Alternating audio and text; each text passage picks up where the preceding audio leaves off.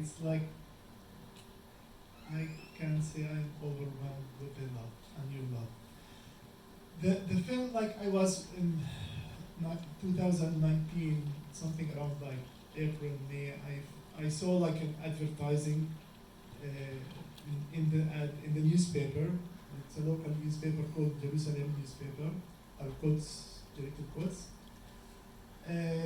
Like this lady Muna is appealing to the President Abbas for help because her mother is second generation displaced first from Palestine in Nazareth before it was Israel in 47, 48. And she's displaced again from Syria, from Yarmouk refugee camp where she ended up living. And then they were in Istanbul, and she had her phone number at the end. So I called her and I said, my name is Khaled Jarrar, I'm a filmmaker, and I would love to come and make a film about your mom and do a story that is, I believe, it is important to be told. It's a story that the whole world need to listen and to hear. This lady that she has one little trauma upon all the traumas that she had that came out in a form of scream and crying because she never talked about her trauma of displacement and the horror that she faced. And when she was in the wheelchair, like what was so emotional and broke her heart is that how humiliated she was in this situation. Again, it's like, this is my life, I need to be always kicked out of my home. Wherever I built home, I need to be kicked out of home to go back to where? To Germany. And we know what's Germany. And yeah, then I followed up with them until I met them, and I don't know, we Palestinians, we connect with everybody, not just with Palestinians, but we really know how to connect with nature, with beauty, and we didn't invade anybody, we didn't make a war with anybody, we never killed anybody for no reasons. We are just trying to live in Palestine free with dignity as human, if you want to call us, if human animals, if they want to call us, it doesn't matter. It doesn't matter. When I was outside, thinking about sorry, I'm doing just an introduction because I feel I'm overwhelmed with emotion and love, and that you get me here as an audience also, and how it is also a fight. And we were talking outside with Sabrine and Fatima about how it is a fight also with your own self, to fix your own self and to be good human to anything and to say the truth, because for me, saying the truth, this is the hardest thing. And now we see it publicly without any kind of shame on those mainstream corporate media like CNN and Fox. They are united. They are enemies, but they are united when it comes to Palestine. The language need to be changed. The language need to be destroyed, because this language, it's the language of demonization of others. And if we will keep demonizing the others, then we will never be able to live in peace with ourselves as white people, if we are white or if we are black or whatever it is, the color. If we didn't find tolerance with all our pain and our past and try to go further, the whole planet will collapse, and then we will have no home, all of us, white or whatever it is. So yeah, I just went there to make a film, and I found myself inside this horror of displacement, and it kind of awakening memories of my grandmother, telling me about displacement.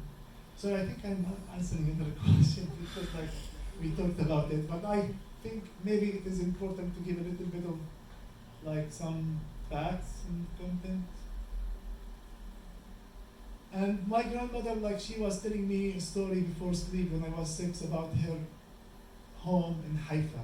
that she lost. And before I understand what is politics and what is Palestine, what is Israel, before I understand anything, I understand the love to a tree and to home from my grandmother. That's why I put her at the end, dedicated to her.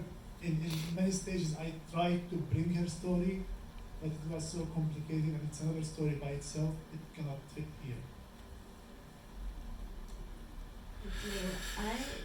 So watching this film, I see that you decided to go on this trip, but there were so many different things that happened, and I was curious about when you signed up to do this, if you had some kind of idea that it would maybe be easier for you, or what that journey would be like, because it seems like you as well were getting a lot of flack from the authorities.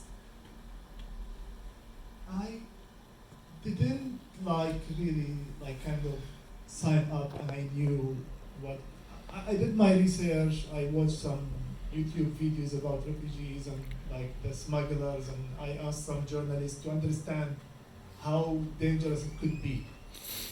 And I thought that I did my homework very well and I was ready. So I carried my camera, I carried Swiss knife, I carried notebook and a lot of batteries, and I went.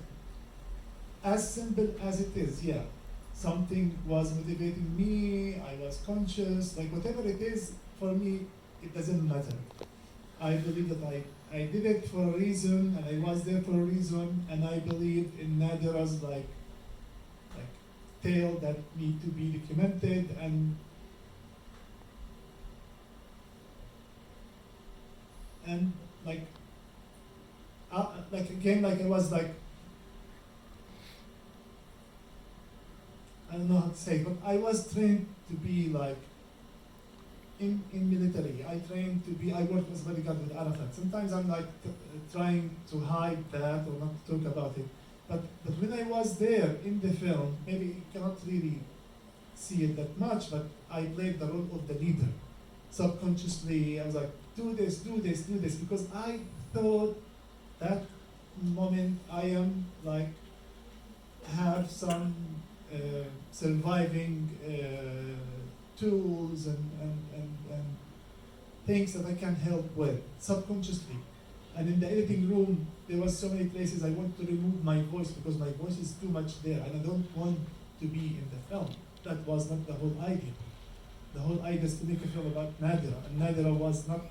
She didn't tell that much. She was like really a silent person, close in herself, and she was like this powerful woman that she wanted to keep her pride at least. She didn't want to be humiliated.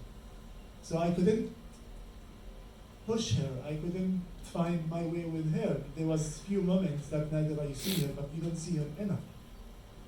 And that was the struggle of the film, like how to make this balance between my presence and Mona, but we need Nadira. How to fill the stories that Nadira told behind the camera, or for her, like in the room when we were like sleeping, or like those memories that we didn't have. So that's why I try to show them, like in the subtext with the visual, with the other refugees, and the other refugees, like some of them, they really repeat her story. So it wasn't, maybe it meant to be as a Palestinian story, and it became like a displacement story. The title was in the beginning like about Nadira, but now the title is about notes of displacement, us being called uncivilized because we look darker than them, and the other refugees are civilized. This is really like heavy. It started before this demonizing language against the Palestinians started before, not just like 7th of October. It was planned maybe from there to start calling all the other as invaders.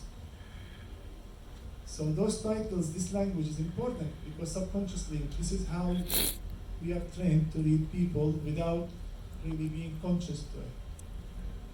And yeah, we need to be aware about. That's why we need to fix ourselves from inside. We are so polluted with visual that enforce the stereotype images about others inside our subconscious. we are not racist sometimes, yes, but we are like we have some perceptions here that we don't understand where this comes from. It comes from the corporate media of Hollywood that is destroying us, that is destroying our intellect, our judgment on other people.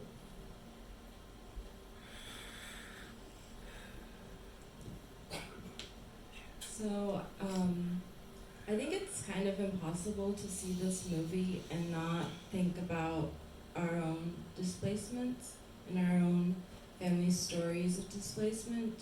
I think that we all have some experiences where we have had to move or are like truly like as Palestinians have had to be have been removed from your land. And I was really inspired by Maria's at the end. She has this map trying to make sense of the displacement that's happened within such a short time. And I would say like personally being able to put things together has been really helpful for me. And I was wondering if you both feel comfortable, if you could share your map of your family's displacement history.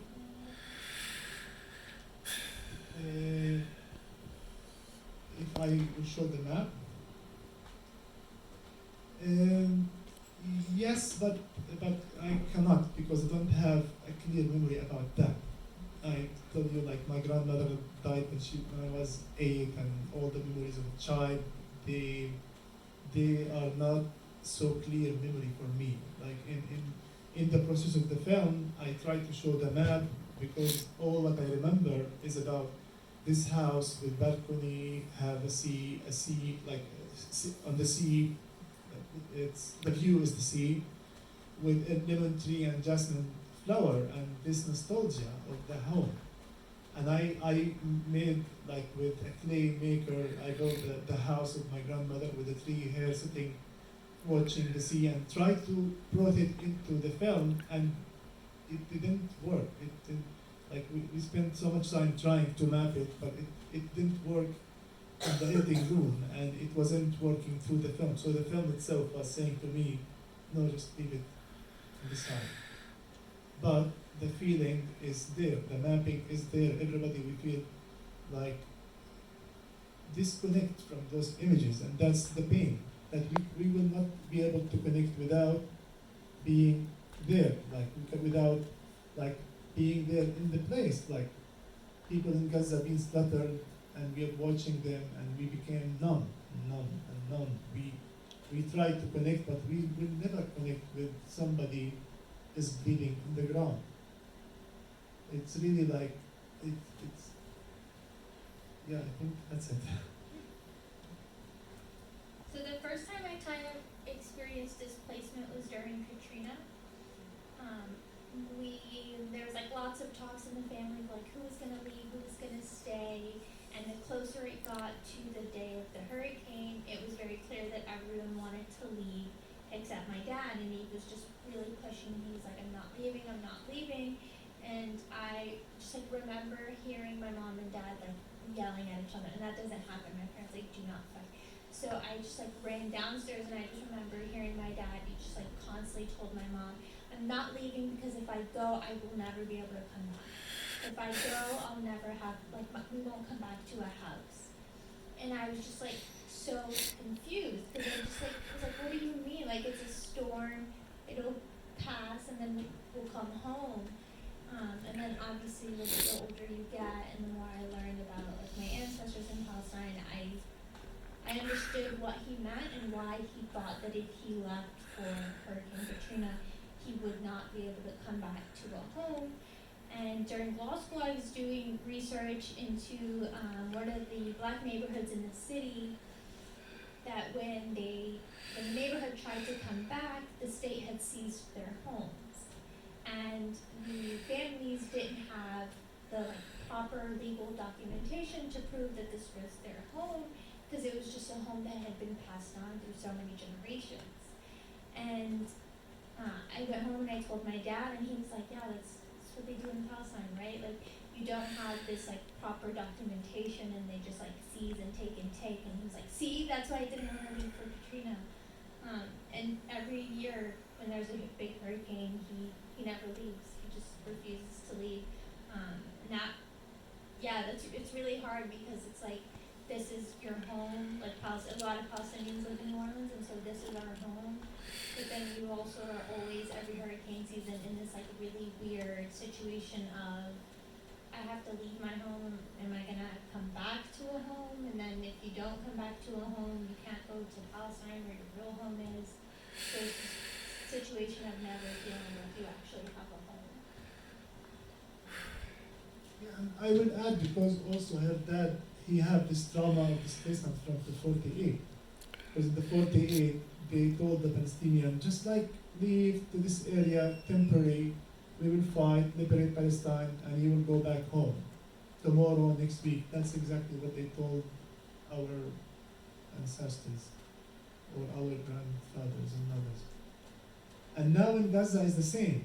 Like the Americans are saying, oh, now, like yesterday, they are sending a ship to build a temporary port to give like medical food, medical to Gaza people. This is colonialism happening now. Like America has a hand to do. This is temporary, but this is exactly how all settlements started in the West Bank. Just like one tent, and then the army will confiscate the whole mountain and prevent the shippers from coming. And also Nadira, like in the scene when she was in the chair, she was also with this trauma, like, do you see how they fooled us? They told us, just leave and we will come back tomorrow, and we will never came back. And when we arrived to Germany, she was so happy that I will come back. And even with the German passport, she will not be able to go back.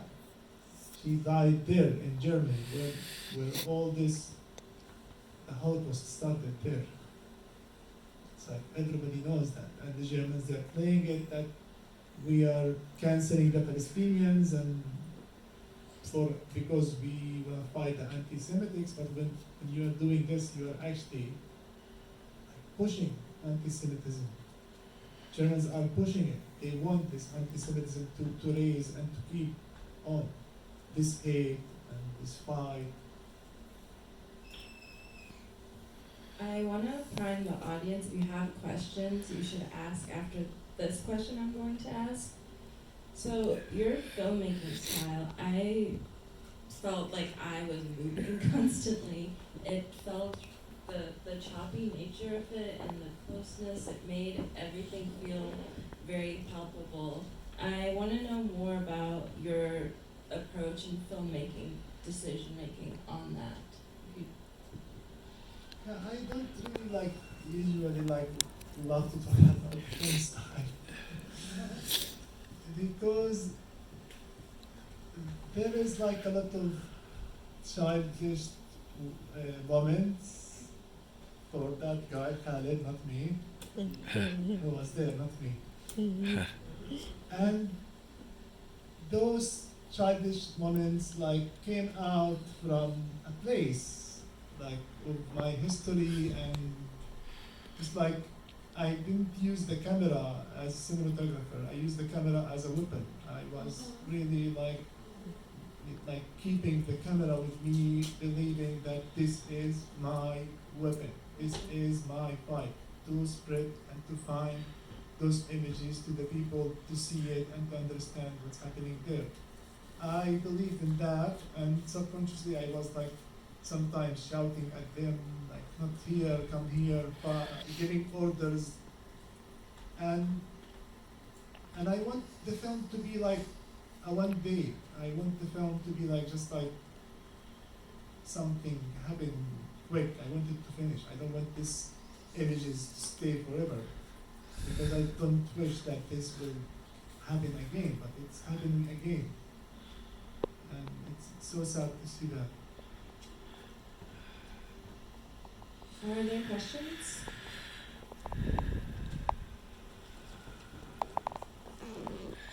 Yes, go ahead. The key word that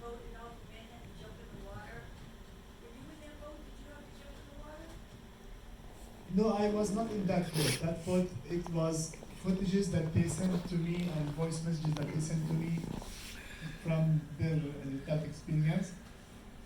And that place was, they were in the rubber boat and they arrived to the sea border with Greek, and then one big boat came with masked men with Kalashnikov, and they just make a hole in their billet and they take their engine and throw it in the sea, letting them sink. And later on, we saw the same boat when I met them in Mytilene Island in Greece. We saw the boat at the port, and that boat was the Greek Coast Guards. So the Greek Coast Guards are the ones who did that to them. And there's a lot of images about that. And there's even a film was being, and because also like the Germans and the European, they create a body called Frontex, and they were sending some mercenaries or like with the form of ghost guards to attack the refugees with their boats in the middle of the sea.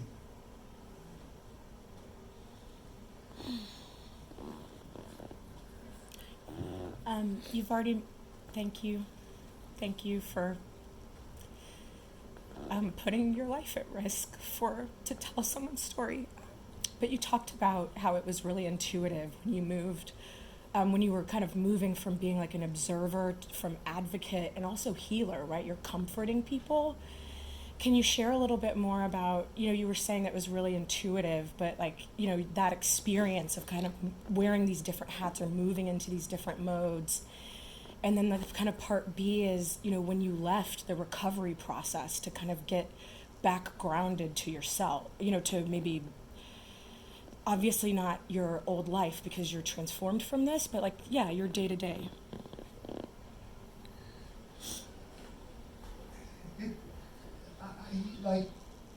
I had some during the time I had some plans, and when I mentioned the Swiss knife, the Swiss knife was in the story, just to tell a little bit about the mentality of that person believing that the Swiss knife will save him, whatever.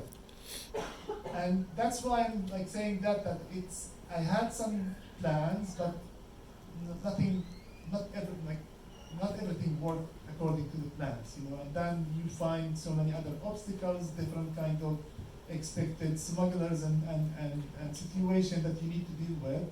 So whenever there is an obstacle or moments that something is changing, that we try to find a solution at the moment there. So in the refugee camp where we were in Hungary and we were starving and cold, and I told them, why don't you just play sports for the camera? And they were doing it and they were happy, and I was filming it. I didn't even know that we would be using it, but it is something important. I thought it's important to show it. This is how we were trying to kill our time, by fun and being black comedy and laughing. And when we arrived to Germany, and I was in the beginning interviewing the kids to see, because the terror, the pain and the horror in their eyes was a lot. And then I hear so many stories from the kids, we saw them spilling in the sea, and they see bodies, and I have those images, and I didn't use them. I don't know, I don't want to keep these images with the kids. And I went to the store, I bought papers and pencils and colors, and I brought the kids, and we made a drawing workshop. I thought this will help the kids just to forget about those things or to put them on paper. And they were drawing. And then I discovered Maria. And I told Maria, I will have a deal with you that you will be in the film. There's no way you should be in the film. And I want your drawing to be in the film. And she started drawing separately, specifically for the film. And I told her just how you went out from Latika to Germany. How was it? And she showed Latika, people on the beach swimming, having fun. People were really living their life before the Germans start sending guns to the mercenaries or whatever, Islamic, whatever, to do a coup in Syria against Assad because he's dictatorship.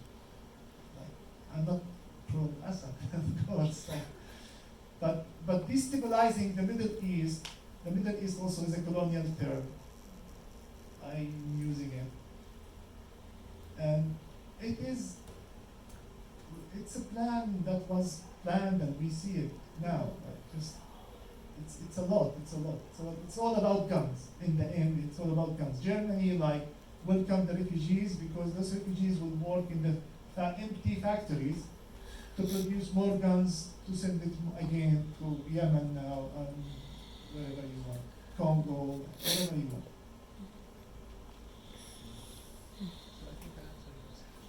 The second part was your recovery process when you got home, but also if there's another question, it's Yeah. okay.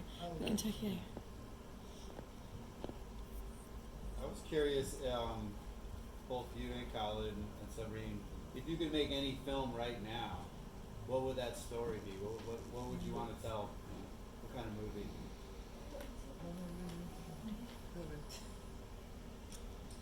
So I've been really struggling with the concept of like where you live and then home. And that there is a difference and they are very different. And so like I'm engaged, I'm getting married and like struggling of like where I want to make a home for my family and so yeah, a film on I think the Palestinians who have lived in America, but that's it, like we live here, but home is in Palestine, and kind of just like what kind of like a life that looks like.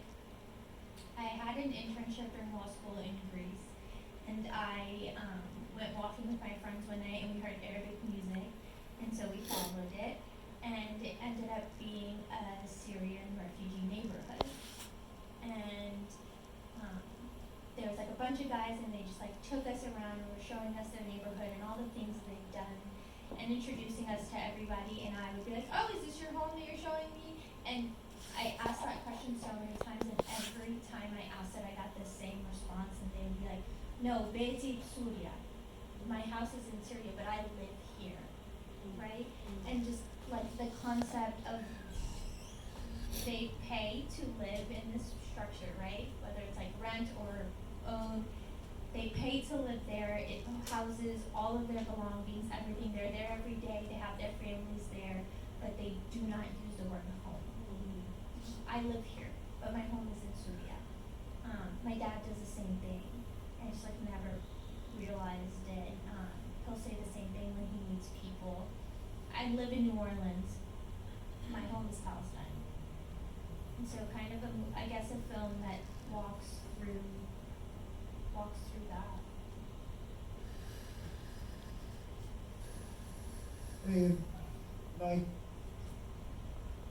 So last April, I moved from Ramallah to New York. And I moved to New York for my partner, for love. And of course, it took me so much time to decide and to make the decision to go. I was really afraid just to leave Ramallah, my comfort place, and my beautiful place, my kids, my family, my little land.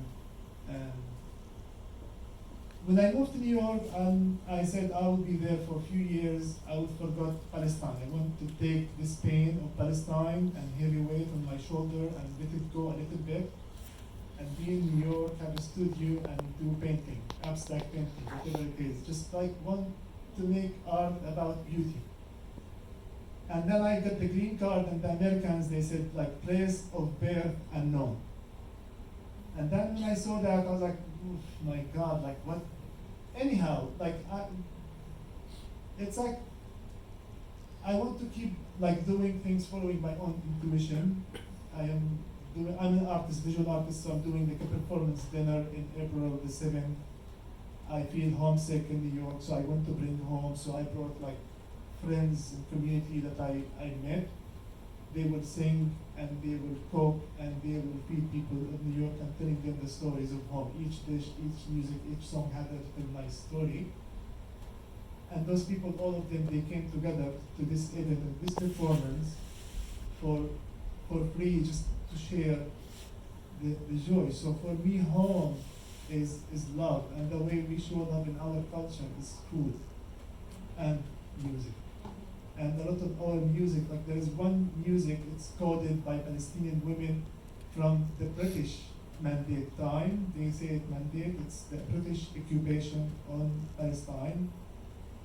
So when the British used to kill or to arrest the Palestinian fighters, they put them in jail. The women, they would sing Arabic songs for them when they visit them, and then they will add the letter Lam, like Ya Tali'in al-Jabal, that you, the ones who's climbing the mountain. And then when the last letter is Lam, they will add la la la la. They will add like numbers of letters to have a code. So the Palestinian prisoners will understand, but the British soldier who understand Arabic will not understand the code, but understand there is nothing wrong with the song. And so like those little stories, it's important. And I want to like keep thinking about those little stories and telling them through performance, then visual and films. And healing, it took me like 7 years to be able to understand that I need to think differently, and I need to go outside of my own shell and pain from this Khalid who was traumatized by this journey, seeing the amount of inhumanity it destroyed me, and now seeing the amount of demonizing Palestinian bodies in Gaza and in the West Bank. It is like something that killed us all little by little, but we need to find hope and little things to be able to continue, because our fight with this greed is not gonna end anytime soon.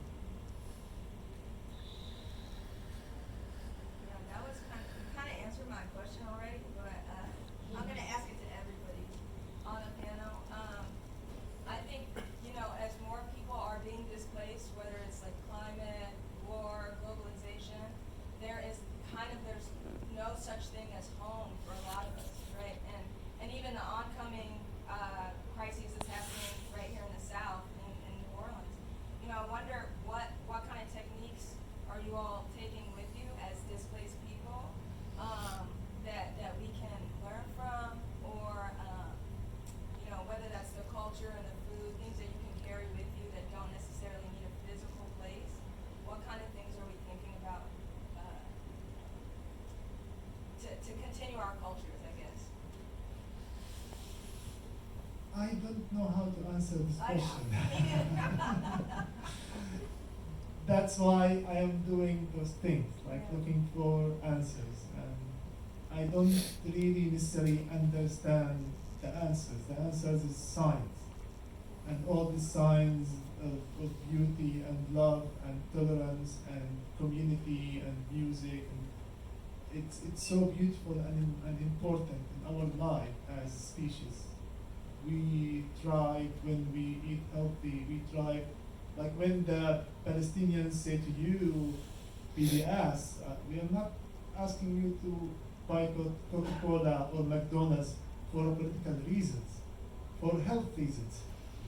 Like this food kills our brain cells. It destroyed us. So we are just caring for your health, believe me.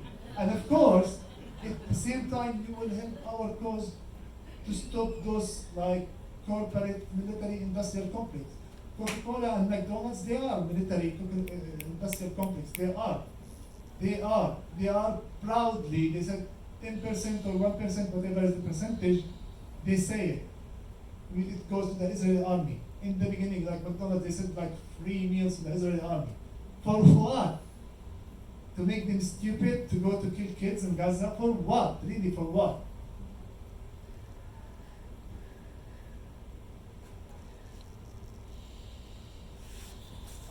On top of a lot of the pain depicted in the film, there's a lot of enjoyment and humor, the dancing that you mentioned. I'm interested, I'd like to hear you talk more about this resilience and the perseverance that is clearly also happening all the time.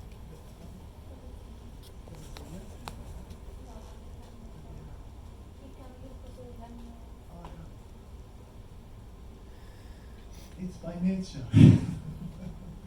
It's really by nature.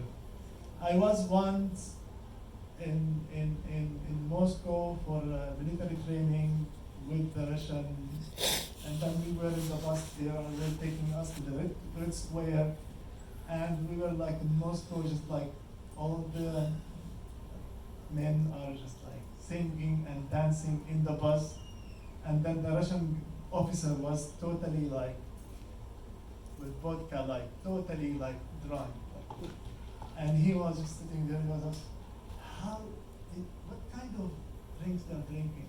He said, they're not drinking anything but coffee. And he said, what makes them so happy? I said, I don't know. This is our nature, really. Like, you should go to Palestine and see how it is. And then you will understand how it's hard to explain the emotions and the resilience, but that's why it's hard to make a perfect film whatever we took from the film, there was like 31 days of experience and footages, so we took only 75 minutes from that. And I didn't film the whole 31 days, so it's like, it's a long story, it's time. In the scene where the guy wrapped, I think it was like a shirt or a towel on his head, and then he started singing. The song he was singing is a resistance song, and in it they're saying in Arabic, to raise your kufiya. And so I think it like goes hand in, it's joy, but joy that comes out of resisting and like this promise that you're making. Even though you're singing the song, you're still making this promise to the world and, you know, to everyone who hears you sing that like, I'm going back, Palestine is my home, and I'm going back. Also, like the African Americans when they were slaves, they developed a language that the white person would not understand. It's an English language that the white person would understand. They have their code speaking to each themselves. What they want, they don't want the white man to hear, their masters. You know, so it's like people who are oppressed, like they will find their way and their language. Like the Palestinian women, they were singing and happy and dancing, visiting their beloved ones, but at the same time, they are delivering a code, a message about the other fighters who will come to release them from prison.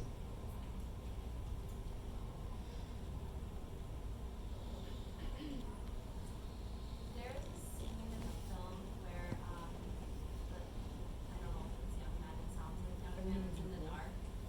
Your voice. And they're taking food, and you're telling them to stop taking their food, and you tell them to take it from the Afghans instead.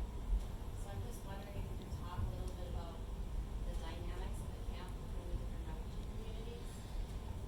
So, what is sad also, like, why I escaped to the children at the end and spent more time with the children, because the children, they were like the Afghan and the Kurdish and the Muslim and the Christian all together drawing there. And of course, between the refugees, they were like this dynamic of, oh, this is Arab, this is Kurdish, this is Muslim, this is Christian. There was this, sadly, kind of like, there was like, we are all different. It's not like maybe like, it's more like the culture clashes that was happening, like the language, the misunderstanding and the fight over food, and because of the hunger that we were in, like, so I thought it's very important to show this scene, like, yes, we are fighting over food, yes, sadly, we fought over food, yes. I admit we fought over food, yeah. People were so hungry, and people now in Gaza, they are fighting over food. Fighting themselves, Palestinian by Palestinians. Of course, like people are starving to death.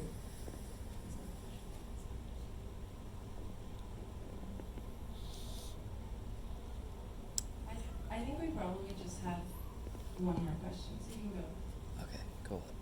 Yeah, thanks. I was really inspired by, after like leading with the comments on love, you kind of, and I guess just was thinking about, you know, if there was the right amount of love in the right places in the world, the journey wouldn't be needed. But if the journey's needed, and I know there was a lot of love amongst people going through it, but I sense there was a lot kind of lacking, and maybe it wasn't hate, but it was like the lack of love. And if you could ask for more of it in that journey, where would it be, and how would it get there?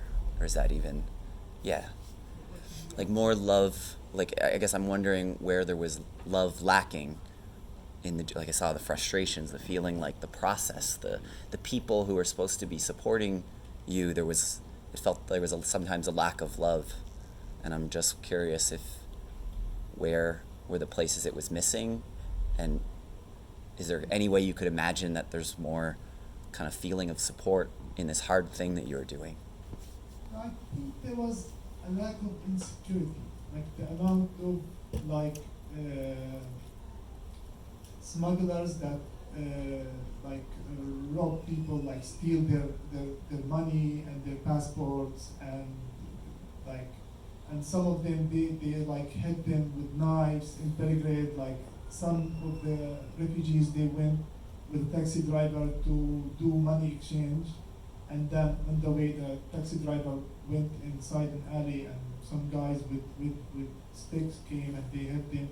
They took all their belongings and their passports and their phone, and they came back walking. So that then we need to find a way, like how we need to exchange money, how we do it. So we, like, there is also like a, like, I don't know, you call it love, but it's also like we need to be united together to be able to like send enough guys to protect themselves to the cash machine or to the guy to exchange the money.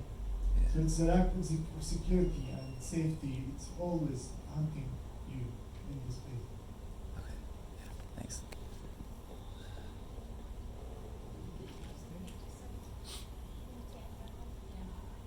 It's like there's a lack of love, but I don't think it was from the people on the boat, like on this journey. It's a lack of love from the people who created the need for that journey to happen. So I don't, like, there was nothing that, not saying to insinuate that, but there's nothing that Khalid or anybody Mhm. on that boat could have given to solve anything. It's coming from the top. Yeah, to be clear, it was like the Hungarians. It was like the people who were supposed to be like supporting you doing this hard thing. Not that, definitely not. Yeah, I definitely felt the love like amongst the travelers. I guess just a really quick. I actually remember Tra- something. There was Not the a lot travelers. of Migrants. European volunteers in many borders, and like one scene, Yeah. like this scene when I was saying, "Oh, 4 days with no tea," like Yeah. this like cup of tea in that plastic, that was like heaven, and that like you want something warm in your throat, and so there was a lot of volunteers. I couldn't give them the amount, the enough amount to show the love that they gave. There was like huge images, but you cannot have everything. But we saw some of them, and you see them. Even Wahi was like crying with tears, Yeah. overwhelmed from the love they're giving us with banana and plastic Yeah. cup of tea. Thank you all.